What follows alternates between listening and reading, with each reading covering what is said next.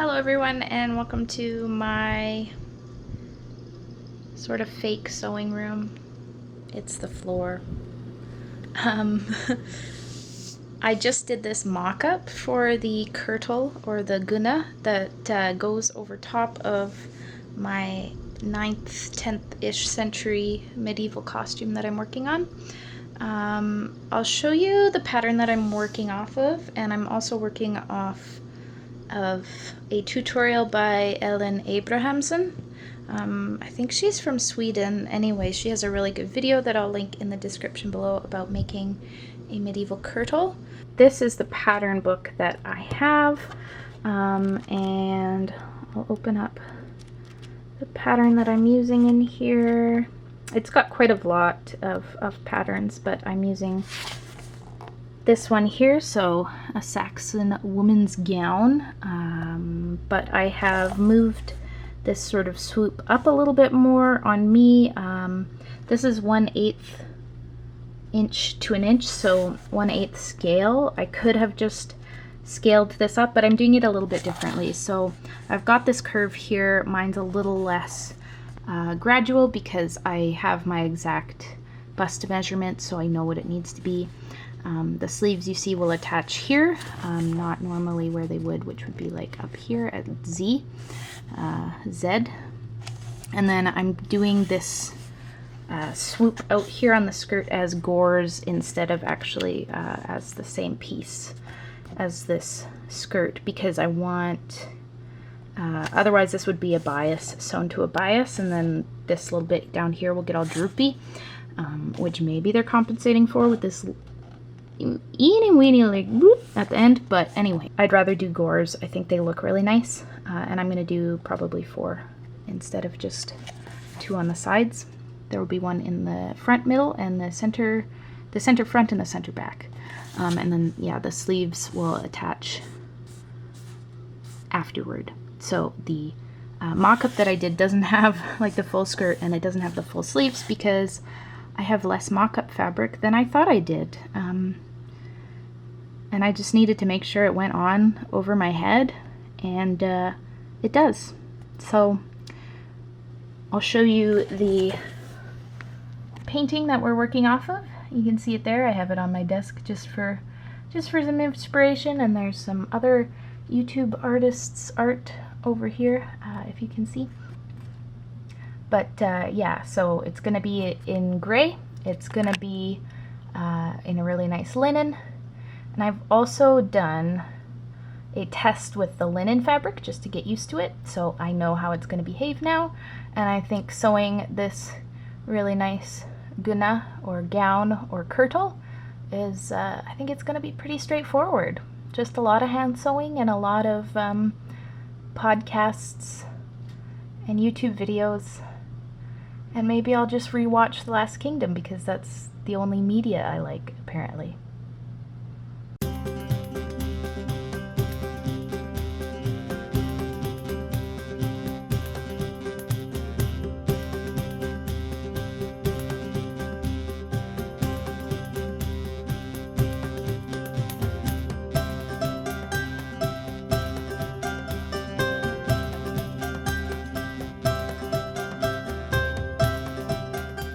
Hello everyone, and welcome back to my channel. It is a Thursday morning. Yeah, I think it's Thursday. I had some breakfast, some homemade sourdough toast, and some coffee. I'm ready to go. There's a lot I want to do today, but I wanted to start off first by doing some work on my Saxon 9th, 10th century-ish medieval women's kirtle or gown or guna. So I'm still seaming it together. I've been working sparingly on it. I have some freelance projects that I have to work on as well, so just splitting my time in a million different directions. But I did want to show you quickly, I'll pull it up here. This is a history-bounding medieval type tank top that I made, and it's using the exact same linen that I'm using for the kirtle, so it was good practice to get used to the weight of the fabric, see how it behaved especially on like the thicker seams and stuff like that. as well as seeing what it was like to attach the tablet woven trim, which I'm going to do for the kirtle. There's a few things wrong with this little shirt. It puckers in the center because of how I cut the neckline, and then I didn't have enough trim, and then I was embroidering to finish it up. So it kind of pulls on the fabric a little bit, but I'm not going to do that on the actual dress. So that's why I made this, to find out not to do that. So one thing that's a little unfortunate is that my linen thread that I wanted to use with this linen fabric, the shipping was delayed for 4 to 6 weeks, and I just want to work on this while I am still laid off from my full-time job. In 4 to 6 weeks I may be back, I don't know. So what I did do is I went out and I got some 100% cotton thread, so at least there's no polyester in this. Feasibly, a Saxon woman could have cotton thread if it was traded from North Africa. Maybe she's fancy. I don't know.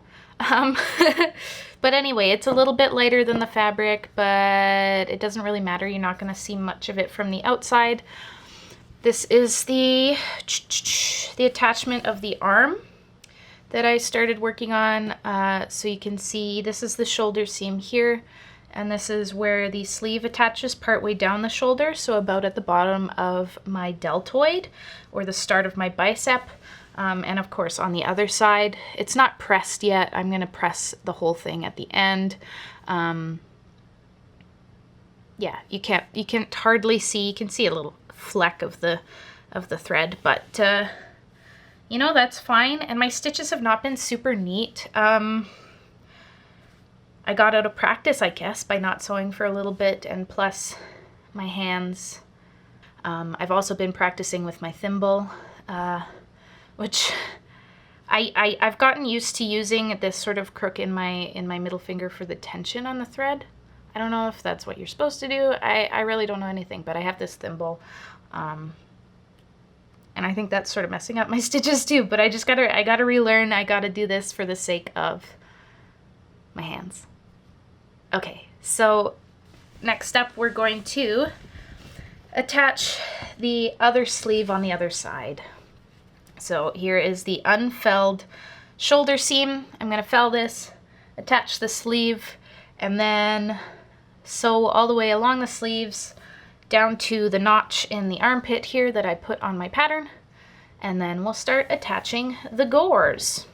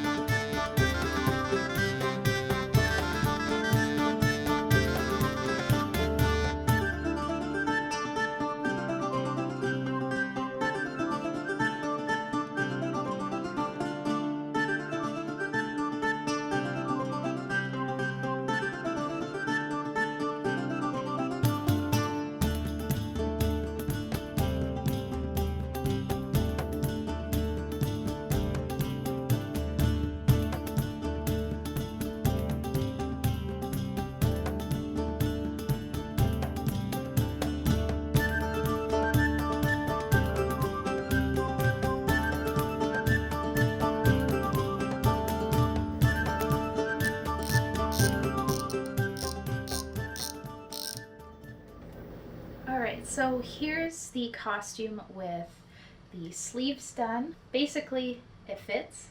That's perfect. And what I'm going to do now is mark where my waist is on this dress so that I know where the points of my gores are going to be. I marked it in on the pattern, but now that I'm wearing it, I think I want it just a squidge higher.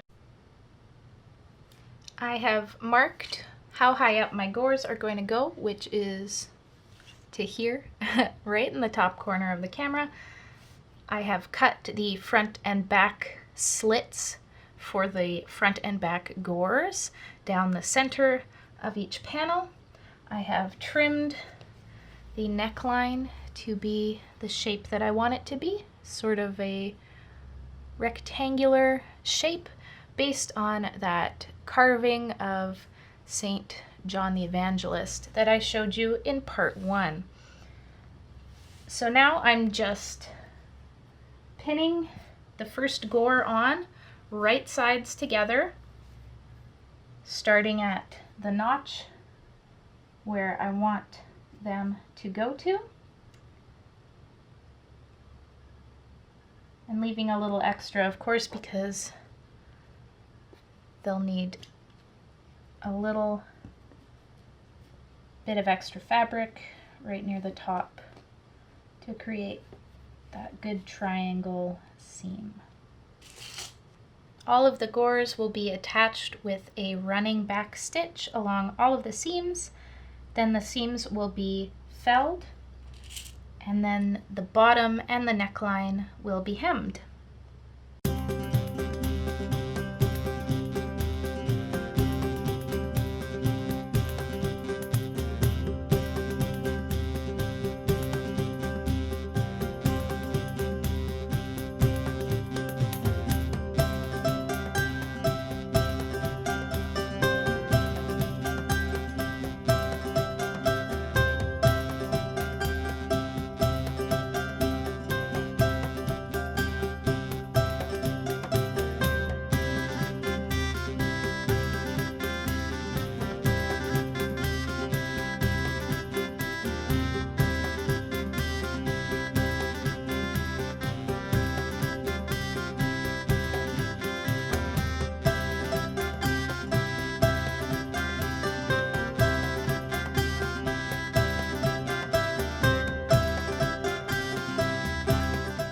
Alright, so I finished sewing the dress, which took a while. I did a lot of seaming yesterday and finishing and hemming, all while watching Downton Abbey, which I've never watched before, but I'm having a great time finally getting into it. Here's the finished piece. I'll show you it tried on when it's finished. But the next step is to do the trim that will go along the collar and the cuffs. And I'm going to do that with tablet weaving, which I'm still very new at, but I will show you my setup and I'll show you how to do it. Alright, so for tablet weaving, the first thing you're going to need are tablets. And I've made these ones out of masonite, which is a type of particle board that I just had lying around. It was used as packaging for a delivery I had.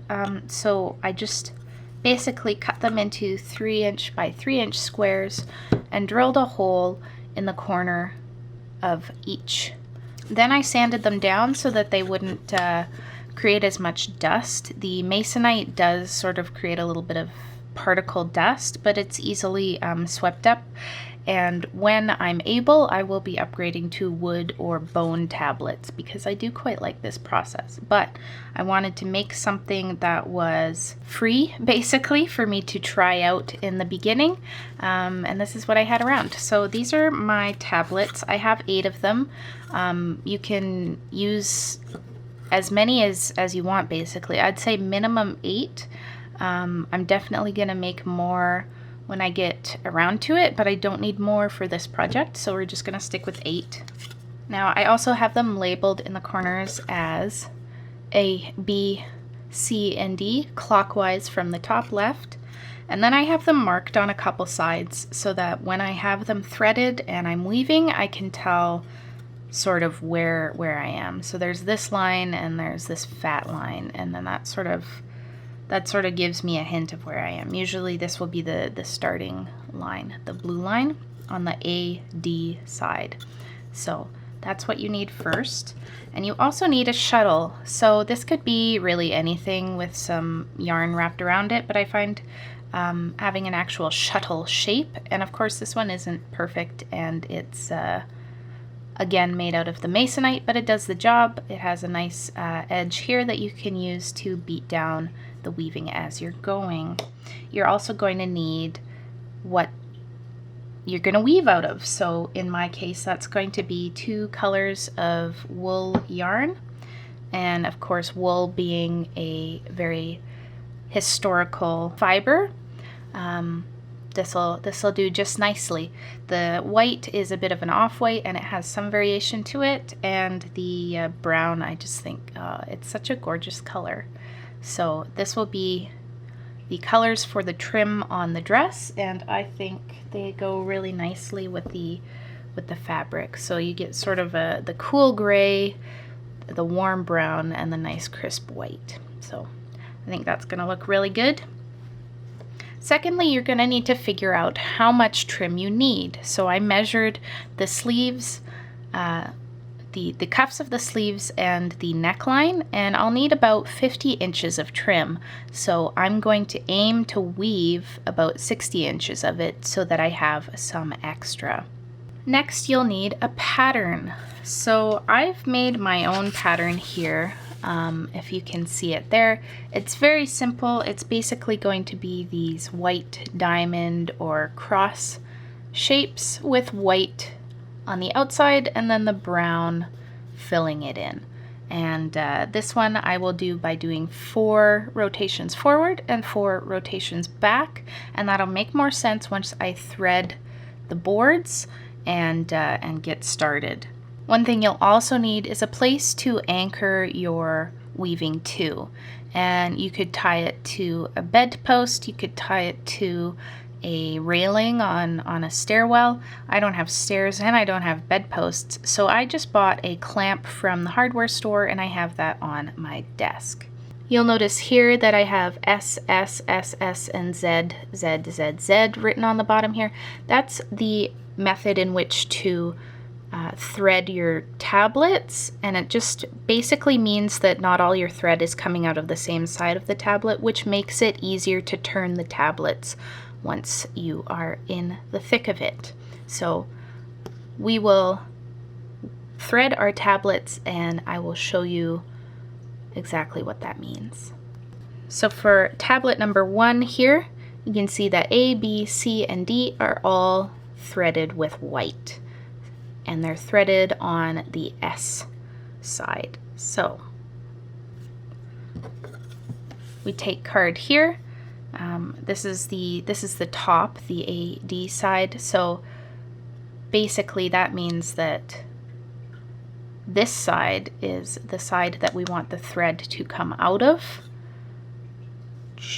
because this is the side that I've put the number on. I put the number there so that it's easier for me to remember, and then when we get to 8, they'll come out on this side, and then they fold together like this. So they're both of the threads are coming out on the center, on the sides facing the inside of the cards. So that's basically how it works. It's basically just to make it easier to turn the cards, which is nice. Now for the length I need, I'm doing 2 arm lengths of yarn for each thread, which will be much too long for my little desk, but it will give me hopefully enough length to get to that 60 inches of trim that I wanted. So starting here, A, B, and C, and D, card number 1, threaded in the S way, you want to take the loose end of the thread and poke it through towards the inside. So if you imagine all of these are lined up, number 1 is going to be on the outside and number 8 is going to be over here, and then the inside will be the center area. So after that, I just pull it through most of the way and leave it hanging off the edge of my desk, and then this side here will get tied to the rest so that it doesn't fall away. So I will finish threading this card with white. All right, there's the first one done. I'm just evening it out, and you can see now that the thread goes from the back into the front side of the card. I'm just gonna lay it like this off to the side.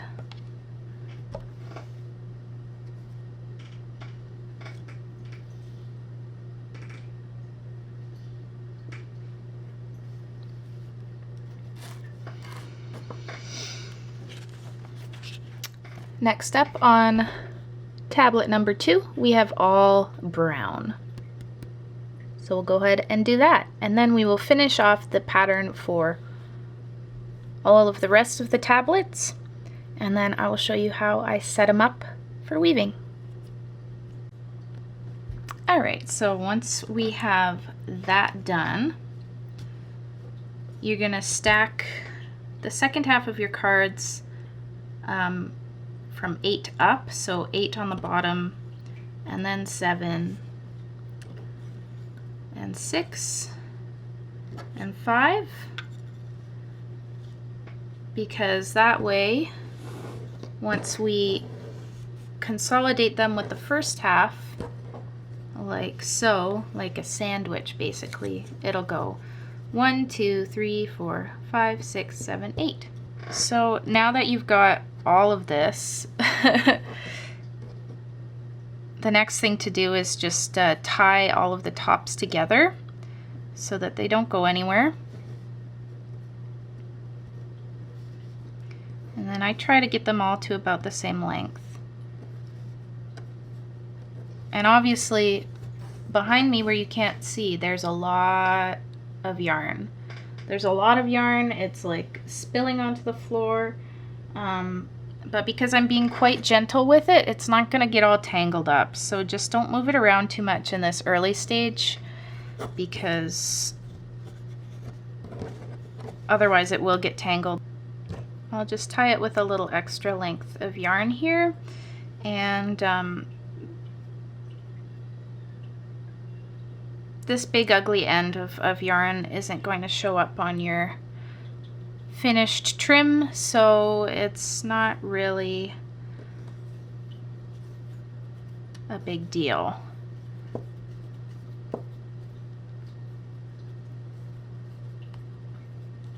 All right, so we have our cards. Now we need to set them up for the weaving. And these can be called cards or tablets. Apparently cards is just what comes faster to my mouth. All right, so you can see back here, first off, here's the painting that I did in the previous video to show what I want this costume to look like. And here's the clamp that I was talking about. I just have it affixed to the back of my desk, and this postcard is just here to protect the surface of my desk. So we're basically gonna start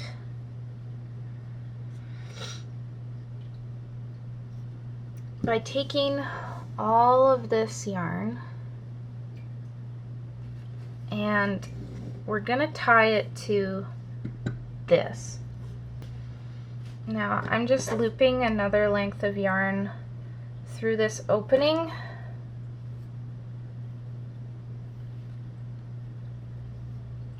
and then I am tying it to the post with some extra give, because it's going to be handy to be able to pull the yarn closer to the front of the desk. I'm sorry that you can't really see this. My setup's not meant for filming like the whole desk.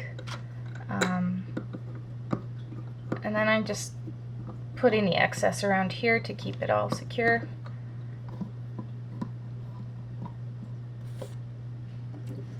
Now, we need to start working at the far end of the yarn, which is very far away right now. So what I'm going to do is slowly wrap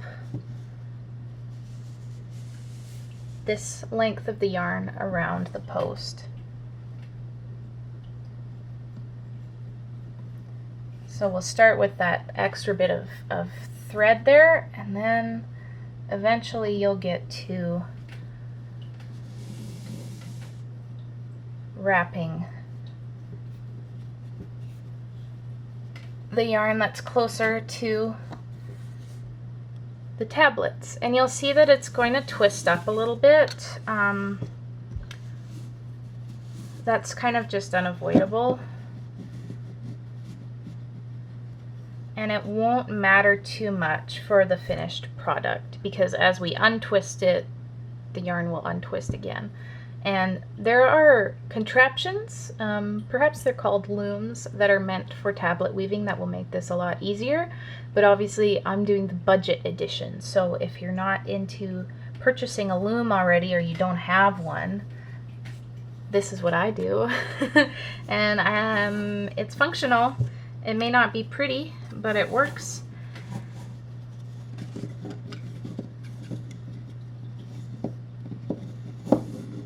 And then as I wrap it, I'm just slowly pulling the cards back, which is also combing the wool that's behind it. Which is good because you can see it's gotten a bit messy. So this combing action really helps.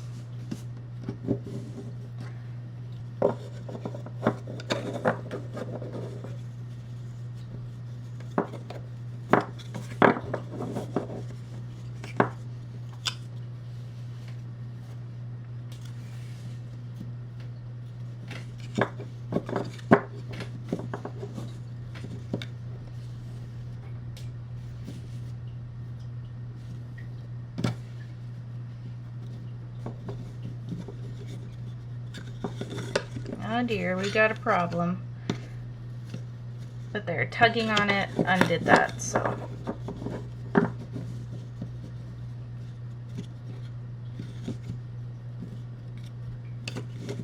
The problem with wool is that it's prone to felting, so it'll attach itself to the other wools if there's enough friction. But it's pretty easy to detach them just by giving them a little bit of love.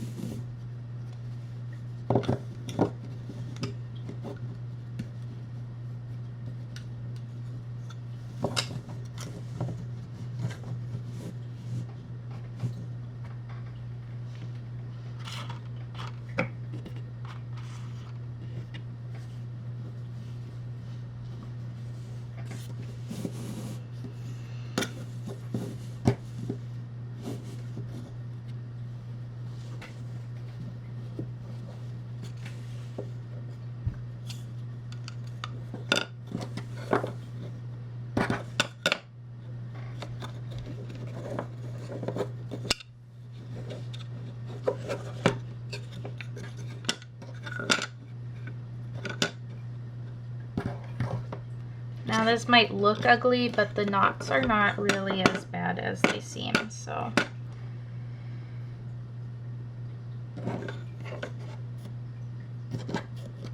And once we get this all sorted out, it's basically smooth sailing from here. So this is the tedious part, getting set up, but the weaving itself is really easy.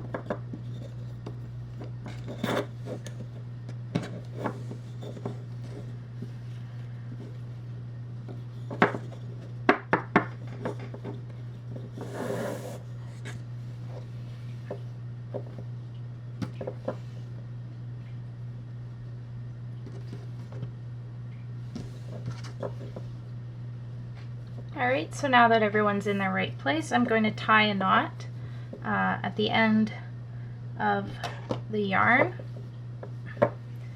And you want to make sure you get the shortest yarn into the knot. Because I didn't measure them precisely, some are going to be longer than others. So I'm going to tie it about here.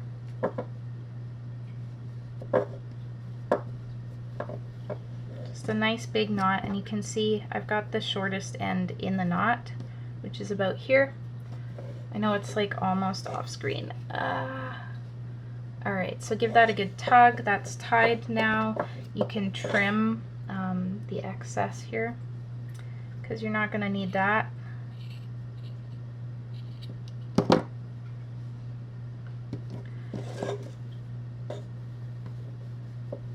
And then because I tend to like to work closer to the edge of my desk, I can actually let out some of this that I've built up.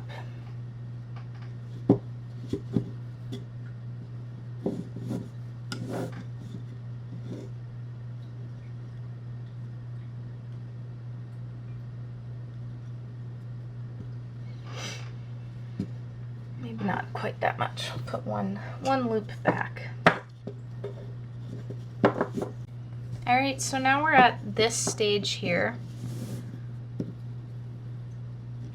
And I like to use an extra bit of just webbing here to secure the end of the weaving, because you're going to need some tension at this end. So you can either secure it to another clamp, or I just put it underneath my leg on my chair, and that gives me enough tension.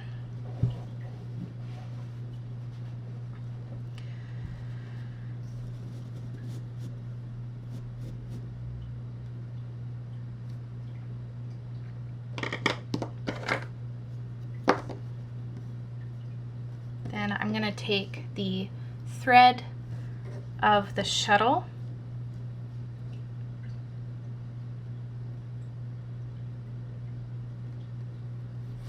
and tie off a starting point for our trim.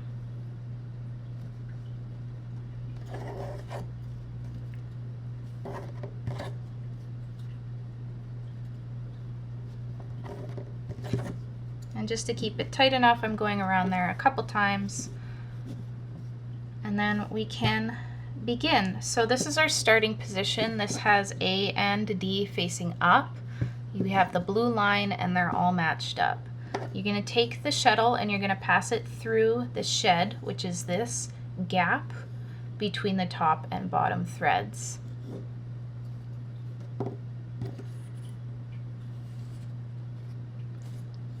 And then you pull it tightly, and we're going to move on to the next position. So we rotate these cards all forward 1/4 turn, like so. I use my hand to beat down the threads over here, and then we pass the shuttle through the other way. I'm going to continue this forward for another 2 turns, forward being away from you, rotating away from you. You beat down, and the beginning is going to not look like much because the threads are so close together.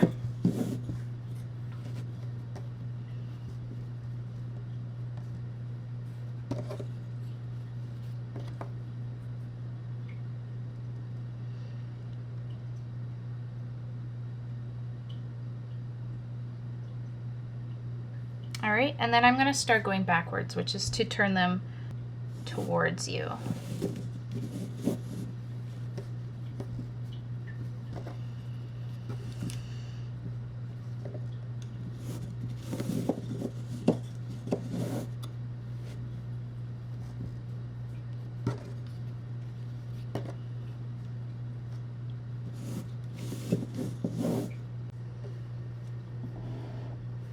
Alright, so you can see here how this sort of diamond pattern is starting to form. I've worked into the rhythm of it. You can see here that this diamond's a bit longer than the others. Basically, I found that I liked how it looks when I do 3 turns forward and 3 turns back. So 3/4 turns forward and then you reverse 3/4 turns back.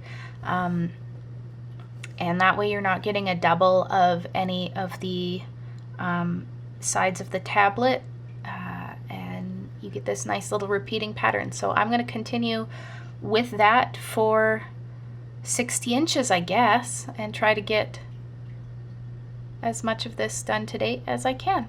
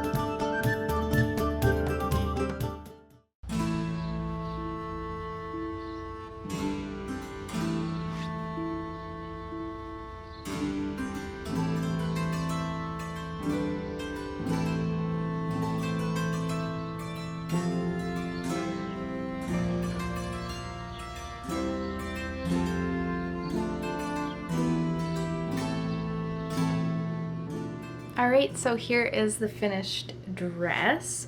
Overall, I'm quite pleased with how it turned out. It took me most of the day to weave the trim and apply it to the garment, but now that it's all on there, I think it really makes it look like 1,000 times better. So in the future, I'm going to add accessories to this costume. I'm going to wear my medieval shoes with it, and I'm going to make some hose and a veil, and maybe even an overgown for the winter months, although usually medieval fairs and such are in the summer here, and it's dreadfully hot for a poor Canadian girl like me. So the fewer layers, the better, to be honest. I hope you enjoyed this video. I hope you enjoyed coming along on this, even though it's not watercolor related. It's still something that I care about quite a lot, and it was fun to film. Thank you so much for watching, and I will see you in the next video. Bye!